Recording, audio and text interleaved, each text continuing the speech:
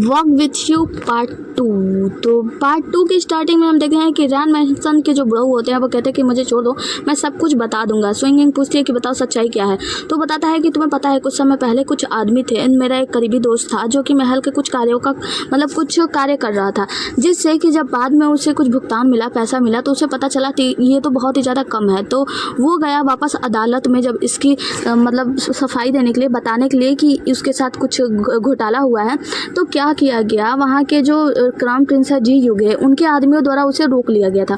तो ये कहता है अच्छा, तो कहता है कि हाँ, और उसके बाद से मैंने कुछ लोगों से जांच के लिए भेजा था। तुम्हें पता है 2 लोग हैं जिनको कि कछुआ कबूतर कहा जाता है, बेंजू नामक है, और वो जो 2 जोड़े हैं उन्हें कछुआ कबूतर कहा जाता है। और वो लोग इस मामले की जाँच करने के लिए गए थे, लेकिन ये जो दोनों जोड़े थे ये दोनों भी शायद बुरे निकले। वो बताता है कि जो यहाँ पे राजकुमार जी यांग होता है, वो कहता है कि ठीक है, तो फिर बताओ वो दोनों जोड़े हमें कहाँ मिलेंगे। तो कहता है कि ठीक है, रैन बोलता है कि मैं आपको उस जोड़े का पता तो बता दूंगा, लेकिन आपको 2 बातें याद रखनी होगी। देखो, मैंने सुना है कि उन 2 जोड़ों को देखकर दुनिया के सारे भूत प्रेत और बड़े बड़े लोग उससे डर जाते हैं। तो वो कहते हैं कि अच्छा ऐसी बात है। तो वो कहते हैं हाँ, हम आपको उन 2 जोड़ों के बारे में बता देंगे, लेकिन आपको 2 बातें याद रखनी होगी। पहला कि भूत दरवाजे पर दस्तक देता है, और दूसरा कि लोग आपका पीछा कर रहे हैं। ये सारी बातें आपको याद रखना होगा, उसके बाद से आप मिलने जा सकते हैं। तो यहाँ पे जी यांग कहता है कि ठीक है, और यहीं पे हम देखते हैं कि सुइंगिंग कहती है कि तुम्हारा भाई जी युगे तो वास्तव में बहुत ही ज़्यादा बुरा इंसान है। तो वो कहता है हाँ, तुमने सही कहा। जिसके बाद हम देखते हैं कि सुइंगिंग और जी यांग ये दोनों लोग जाते हैं उन जोड़ों से मिलने के लिए। हम देखते हैं कि यहाँ पे एक आदमी होता है जो मास्क में होता है, और एक लड़की होती है जो कि पर्दे के बीच में होती है। वो आदमी कह रहा होता है कि तुम तो बहुत ही ज़्यादा खूबसूरत हो, और उसके साथ फ्लर्ट करने की कोशिश कर रहा होता है, उसके साथ डार्लिंग करके प्यार जता रहा होता है। यहाँ पे जो जियांग होती है, जो जियांग होता है, वो कहता है कि उन लोग कह रहे थे कि ये बहुत ज़्यादा भयानक, इनसे भूत तो डर जाते हैं, लेकिन इन्हें तो देखकर ऐसा लगता है जैसे ये प्रेमी युगल है। इतने में हम देखते हैं कि वो जो पर्दे वाली लड़की होती है वो मास्कमैन से कहती है कि देखो यहाँ पे लोग हैं और ऐसा तुम मुझे क्यों छेड़ रहे हो। वो कहता है ठीक है, तो फिर रुको, मैं इनसे छुटकारा ही पाता हूँ। वो लड़की कहती है कि ठीक है, जाओ छुटकारा पा कर आओ। मास्कमैन तुरंत यहाँ पे हम देखते हैं कि जियांग के ऊपर हमला करता है, लेकिन जियांग सामने आ जाता है, तलवार एकदम गले पे होती है। जियांग कहता है कि आधी रात को भूत दरवाजे पे दस्तक देते हैं। इतना सुनना था कि मास्कमैन रुक जाता है। तो वो कहती है लड़की कि ऐसा लगता है कि शायद ये लोग कुछ पैसों की मदद के लिए हैं, तो बताओ कितना पैसा चाहिए डार्लिंग, इनसे पूछो ना। तो मास्कमैन बोलता है कि ठीक है, बताओ कितने पैसे चाहिए। जियांग बोलता है कि मुझे 10,000 टन चाहिए। तो वो कहता है क्या 10,000 टन? तो लड़की कहती है कि देखो, ये 10,000 टन बहुत ही ज़्यादा मांग रहे हैं डार्लिंग, इनसे छुटकारा पाओ, हम आगे चलते हैं।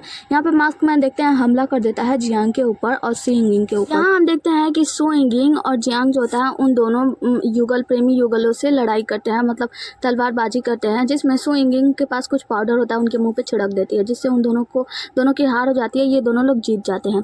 जिसके बाद से आगे की सीन में हम देखते हैं कि जियांग आ रहा होता है सुइंगिंग के साथ। तो वो कहता है कि यहाँ पे वास्तव में इतने सारे कुत्ते हैं, लेकिन सिर्फ भौंकने वाले हैं, काटने वाला कोई नहीं। इतनी ताकत तो किसी में नहीं है, बस भौंक रहे थे। वो क्या बोलते हैं कि गरजने वाले बादल कभी बरसते नहीं, बिल्कुल ऐसे ही थे वो लोग। इतनी आसानी से आपने उन्हें हरा दिया, आप सचमुच में इस काबिल हैं कि आपकी सराहना की जाए। तभी हम देखते हैं कि सुइंगिंग को चक्कर आने लगता है। जिसके बाद जियांग उनके हाथ पे कट देखता है, तो कहता है कि आपको जो चाकू या तलवार से चोट लगी है उसमें शायद जहर था। जिसके बाद से हम देखते हैं कि सुइंगिंग यहीं पे बेहोश हो जाती है। आगे हम 2 अपहरणकर्ताओं को देखते हैं जो कि महल में आए होते हैं, और यहाँ पे राजकुमारी फुरेंग होती है। राजकुमारी फुरेंग कहती है तुम लोग को याद है ना तुम्हें क्या करना है। वो दोनों बोलते हैं कि जी राजकुमारी, जैसे आप कहेंगे हम उस कमरे में घुस जाएंगे, उस लड़की को पकड़कर इस शहर से दूर कहीं ले जाकर फेंक देंगे। और वो दोनों हंसने लगते हैं, क्रिपी स्माइल। यहाँ पे राजकुमारी भी स्माइल करती है, दोनों कहती है हा हा हा हा, अब हम वही करेंगी जो आप कहेंगी राजकुमारी। आगे हम राजकुमार जियांग को देखते हैं जो कि सुइंगिंग को बैठाया होता है, उसके हाथों से जहर निकालने की कोशिश कर रहा होता है, हाथों से जहर चूस के निकाल रहा होता है। वो कहते हैं कि ये सब हो तो जाएगा ना। वो कहता है तो आप चिंता मत करो, मैं जहर निकालने की कोशिश कर रहा हूँ। वो जहर निकालने के बाद कहता है कि जहर निकल चुका है। यहाँ पे हम देख रहे हैं कि सुइंगिंग के दिल में एक सॉफ्ट कॉर्नर बन रहा होता है जियांग के लिए। वो कहता है कि अब जहर पूरी तरीके से निकल चुका है। तो वो कहती है कि तुम्हारा बहुत बहुत शुक्रिया, धन्यवाद, अब मुझे सोने जाना चाहिए, काफ़ी रात हो गई है। और सुइंगिंग यहाँ से उठ के सोने चली जाती है। दूसरे सीन में हम देखते हैं कि राजकुमारी फुरेंग आती हैं और सुइंगिंग के चाय में कुछ दवाई मिला के चली जाती है, साइड हो जाती है। यहाँ पे सुइंगिंग अंदर आती है, चाय लेती है अपने कप में, और जब उसे पीने जाती है तो उसे पता चल जाता है कि इसमें कुछ मिला हुआ है, और वो पीने का नाटक करके वहीं पे बेहोश होने का नाटक करती है। सुइंगिंग के बेहोश होते ही राजकुमारी फुरेंग बाहर आती है, उन्हें उठाने की कोशिश करती है, कहती है मुझे कोई नहीं रोक सकता, मेरा काम हो जाएगा। इतने में ही सुइंगिंग होश में आती है और उसे मार के यहीं पे बेहोश कर देती है। राजकुमारी फुरेंग को बेहोश कर देती है और वहाँ से चली जाती है। हम देखते हैं कि दूसरी तरफ ये चोर लोग सोच रहे होते हैं कि अब तक कोई संकेत क्यों नहीं मिला राजकुमारी फुरेंग का। तो वो लोग कहते हैं कि चलो अंदर चल के देखते हैं। जैसे ये लोग गेट खोल के अंदर जाते हैं, यहाँ पे देखते हैं हैं कि राजकुमारी फुरेंग बेहोश हुई पड़ी है, लेकिन उसका चेहरा नहीं दिखता क्योंकि उसे कपड़े से ढका होता है। हम देखते हैं कि ये लोग कहते हैं कि हमारा काम आधा तो हो चुका है, बस इसे यहाँ से लेकर जाना है। जिसके बाद से राजकुमारी फुरेंग को वो लोग अपने बोरे में बांध लेते हैं, मतलब जो भी कपड़ा उपड़ा लाए होते हैं उसमें ढक लेते हैं। एपिसोड यहीं पे खत्म होता है। अगला एपिसोड में हम देखते हैं आगे राजकुमारी फुरेंग को जब ये लोग टांग के ले जा रहे होते हैं तो इन्हें होश आता है, चिल्लाती है कि मुझे बाहर निकालो, मुझे छोड़ दो। लेकिन यहीं पे जो आदमी होता है हथौड़ा लिया होता है उनके सर पे मार देता है, जिसके बाद से राजकुमारी फुरेंग दोबारा बेहोश हो जाती हैं और फिर ये लोग खुशी खुशी उन राजकुमारी फुरेंग को यहाँ से लेकर चले जाते हैं। आगे की सीन में हम देखते हैं कि जियांग आता है और सुइंगिंग से बताता है कि हमें पता चल गया है उन दोनों दंपतियों को जब मारा पीटा गया, उनसे पूछताछ की गई तो उन्होंने नकली नोटों के बारे में बता दिया। उन्होंने बताया कि उन्हें पर्दे के पीछे से जहर दिया गया था। हालांकि वो अपने दवाइयों के लिए ही ये सब काम कर रहे थे और जानबूझ के नहीं कर रहे थे, ये सब काम करने के लिए मजबूर थे। लेकिन उन लोगों से जब पूछताछ की गई तो उन्होंने बताया कि वो उनके बारे में कुछ भी नहीं बता सकते हैं। जिन्होंने ये सब किया है वो लोग एक दूसरे से छिपकर मिलते थे ताकि वो अपने पहचान को छिपाए रख सके।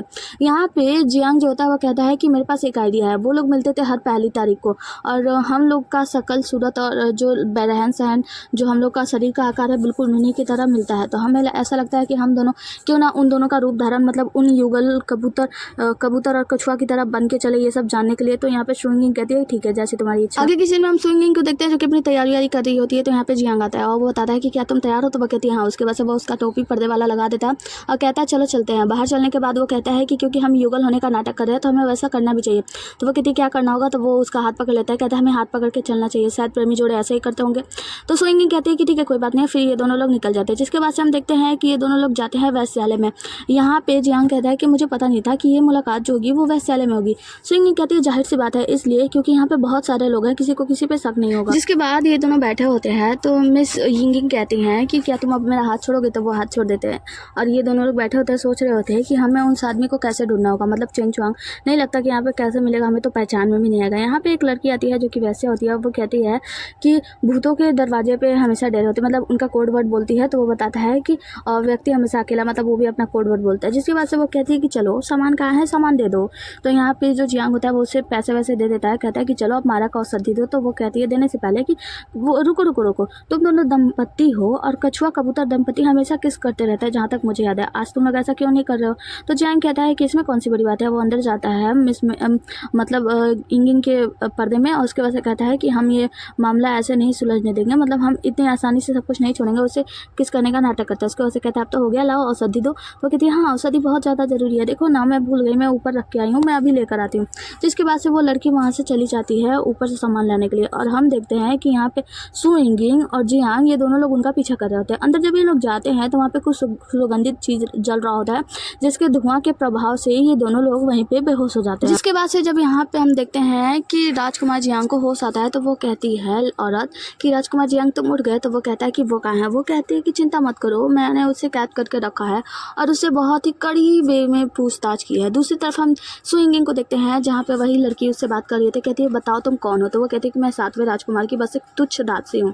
ये कहती है कि तुम भूलो मत, मैं इस वैश्यालय की मालकिन हूँ और तुम्हें पता है 7वां राजकुमार कभी अपने आसपास किसी लड़की को भटकने नहीं देता। तुम उसके आसपास रह रही हो, यहाँ तक कि तुम कुछ कुंफे भी जानती हो। इसका मतलब ये है कि जरूर तुम्हारी पहचान कोई और है, तो तुम अपनी पहचान उजागर करो, वरना तुम भूलना मत मैं इस वैश्यालय की मालकिन हूँ। तो मैं तुम्हारे साथ कैसी सजा दे सकती हूँ ये तुम सोच भी नहीं सकती। इतनी जाना पूछताछ करने के बाद भी वो नहीं बताती है। दूसरी तरफ हम देखते हैं कि ये लड़की यानी जो मालकिन होती है वो बता रही होती है जियांग को कि मैंने उस लड़की से इतनी बेरहमी से पूछताछ की लेकिन उसने कुछ नहीं बताया, वो बहुत ही ज़्यादा जिद्दी है।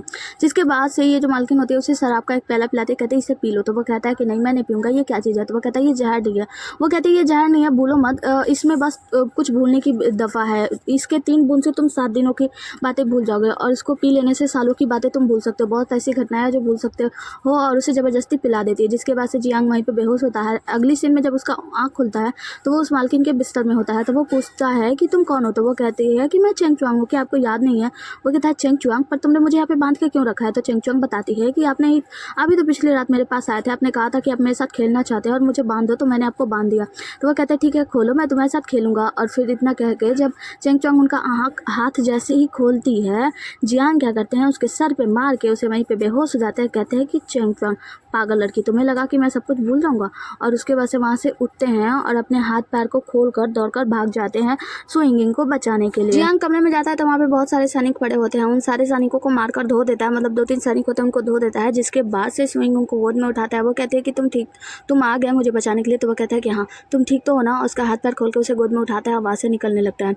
जब वहाँ से बाहर जाता है तो हम देखते हैं वहाँ पे बहुत सारे सैनिक आ जाते हैं, इन दोनों लोगों का पीछा करते हैं। यहीं पे वो लड़की चंचुआंग भी आ जाती है, कहती है कि तुमने मुझे धोखा दिया और ये शराब तो यादाश्त मिटाने वाली थी ना, क्या तुमने इसे नहीं पिया। और फिर जैसे ही वो उस पर लेबल हटाती है तो वो देखती है कि ये सब तो झूठ था, मतलब वो यादाश्त मिटाने वाली शराब है नहीं बल्कि कोई नॉर्मल शराब है। जिसके बाद से हम देखते हैं कि वो लड़की बहुत ही ज़्यादा गुस्सा होती है। इतने ही देर में हम देखते हैं कि सु यिंगिंग जब देखती है कि बहुत सारे सैनिक इसकी तरफ बढ़ रहे हैं तो कस्तूरी को निकालती है और उसको सूंघ लेती है। जिसके बाद से ये पूरी तरीके से पागल हो जाती है, मतलब इसका आँख रेड हो जाता है और सभी गुंडों को यहीं पर मार के गिरा देती है। हम देखते हैं कि जैसा ये देखती है चंचुआंग कि ये इतनी पागल हो गई है, सबको मार रही है, तो उसकी तो हवा ही टाइट हो जाती है। लेकिन सु यिंगिंग इतने देर में उसे भी मार के गिरा देती है। आगे सु यिंगिंग अपने कमरे में होती है, मतलब राजकुमार के कमरे में होती है और वहाँ पे बाथटब में उसे लिटाया गया होता है। यहाँ पे राजकुमार जियांग उसके बारे में सोच रहे होते हैं कि जब वो बीमार होती है तो मेरे खून से ही होश में आती है। वो सोचते हैं कि अभी तक किसी होश नहीं आया, तो अपना हाथ काट कर उसी पानी में कुछ अपने खून की बूंदें डाल देते हैं, जिससे कि मिस सु यिंगिंग होश में आने लगती हैं। जब वो होश में आने लगती हैं तो वो वहाँ से भाग जाते हैं बाहर की तरफ। तो सु यिंगिंग कहती है कि मुझे क्या हुआ था। तो यहाँ पे राजकुमार जियांग बताते हैं कि आप वहाँ पे कस्तूरी सूंघने के बाद वैश्यालय में बेहोश हो गई थी, मैं आपको वहाँ से लेकर आया था। अभी आप ठीक है, मैंने डॉक्टरों से बात की है, वो आपके लिए तो कुछ दवाइयाँ ववाइयाँ लिखे हैं और लेके आ रहे हैं। तो वो कहती है कि सब ठीक तो है ना। तो वो कहता है कि हाँ सब कुछ ठीक है, मैं बाहर आपका इंतजार कर रहा हूँ, जब आपको कोई भी ज़रूरत हो तो आप मुझे बता देना। तो वो कहती है ठीक है। जिसके बाद से राजकुमार जियांग वहाँ से बाहर चले जाते हैं। फिर हम देखते हैं कि बाहर राजकुमार जियांग अपने हाथों पे दवाई लगा रहे होते हैं क्योंकि उन्हें चोट लगी होती है। सु यिंगिंग आती है, कहती है कि क्या हुआ। तो वो कहते हैं कुछ नहीं, बस थोड़ी सी चोट लग गई, मैंने अपने हाथों से अपना हाथ काट लिया थोड़ा सा इसीलिए। तो वो कहती है ठीक है, ला मैं दवाई लगाती हूँ। और उनका हाथ लेकर उनके हाथों पर दवाई लगाने लगती है। जिसके बाद से वो कहती है कि आगे से ऐसा कुछ भी मत करना, अपने आपको चोट मत पहुँचाना। तो वो कहता है कि मुझे डर था कि पता नहीं तुम कब तक होश में आओगी, इसीलिए मैंने अपने हाथ को काट कर ऐसे थोड़ा सा खून बहा दिया। तो वो कहती है कि आगे से ऐसा मत करना और वो चौंक जाती है। फिर दवाई लगा लेती है, उसके बाद से उसे एक गोली देती है, कहती है कि ये तुम्हारे जो जहर मैंने दिया था उसका एंटीडोट है। तो वो कहते हैं कि सु यिंगिंग तुम ऐसा क्यों कह रही हो, क्या तुम मेरा साथ छोड़ रही हो। तो वो कहती हैं सु यिंगिंग कि अब मुझे तुम्हारी ज़रूरत नहीं है। और वो उनका हाथ पकड़ते हैं तो वो उठ जाती है, कहती है अब बहुत ज़्यादा रात हो गया है, मुझे सोने जाना चाहिए। और सु यिंगिंग वहाँ से उठ के जाने लगती हैं। इतने में जो प्रिंस होते हैं, मतलब जियांग होते हैं, वो उनका हाथ पकड़ के अपनी तरफ खींचते अपने बाहों में भर लेते हैं और कहते हैं कि देखो सु यिंगिंग मैं तुम्हें बहुत पसंद करता हूँ, तुम मुझसे दूर नहीं जा सकती। तो इसी के साथ आज का पार्ट हम यहीं पे समाप्त करते हैं। लगे रहिए हमारे साथ अगला एपिसोड देखने के लिए। वीडियो को लाइक करें, चैनल को सब्सक्राइब करें और कमेंट करके बता दें कि मैंने कहाँ क्या क्या गलती की है। Tata bye bye, take care. हाँ लाइक ज़रूर कर देना, तुम लोग लाइक ही नहीं करते हो बेकार लोग। सॉरी हाँ, मतलब आप लोग तो बहुत अच्छे हो, लाइक कर दोगे, मुझे विश्वास है, कर देना। बाय।